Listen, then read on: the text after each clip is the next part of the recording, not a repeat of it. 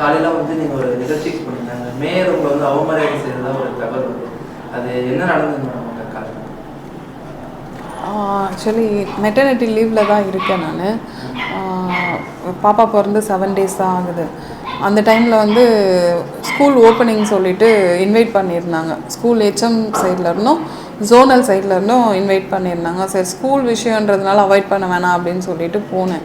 போகும்போது இவங்க மேயர் அவர்கள் என்ன பண்ணாங்க, ஃபர்ஸ்ட் ஆஃப் ஆல் வந்து அதாவது என்னை அவாய்ட் பண்ணோன்ற ஒரு மோட்டிவோடவே அவங்களோட ஆட்டிடியூட்லாம் இருந்தது. கடகடன்னு போயிட்டு அவங்களே போயிட்டு சிசர் எடுத்து அவங்களே ரிப்பன் கட் பண்ணுறது. அப்புறம் அவங்க ஃபஸ்ட்டு கேண்டில் ஏற்றிட்டு அதுக்கப்புறமா அவங்களோட கட்சி சார்ந்த அந்த கவுன்சிலரை கூப்பிட்டு அவங்களுக்கு அடுத்தபடியாக அவங்கள கௌரவிக்கிறது, என்ன அவாய்ட் பண்ணி என்னை பின்தாங்க வைக்கிற மாதிரி அவங்களோட ஆட்டிடியூட்.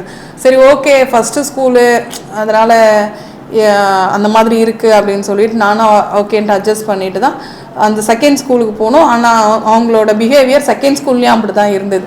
அவங்க என்னவோ என்னை இது பண்ணோன்ற ஒரு மோட்டிவோடவே வந்த மாதிரி தான் இருந்தது. புரோட்டோகால் பிரகாரம் வந்து மேயர் குத்துவேலுக்கு ஏற்றினதுக்கப்புறம் சட்டமன்ற உறுப்பினர் ஏற்றணும்.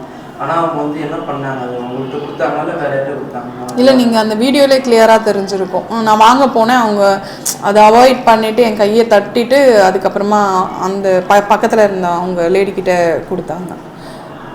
இப்போ வந்து நம்ம தாவேக்கா ஆட்சி வந்து போயிட்டு இருக்குது.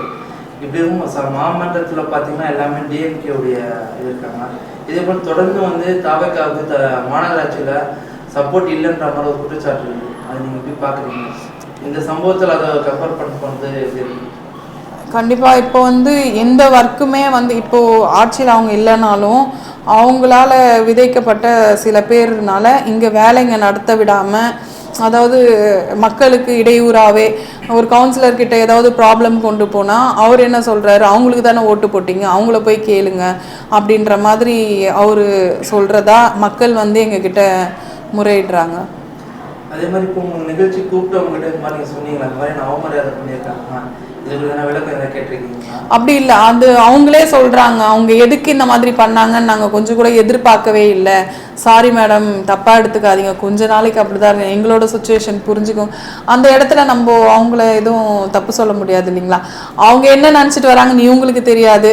அவங்க 2 பேருக்குமே ஈக்குவலான ஒரு இது தான் கொடுக்கணும்னு அவங்க நினைப்பாங்க. இவங்க பண்ணுறதை வச்சு நம்ம அவங்கள தப்பாக எடுத்துக்க கூடாது.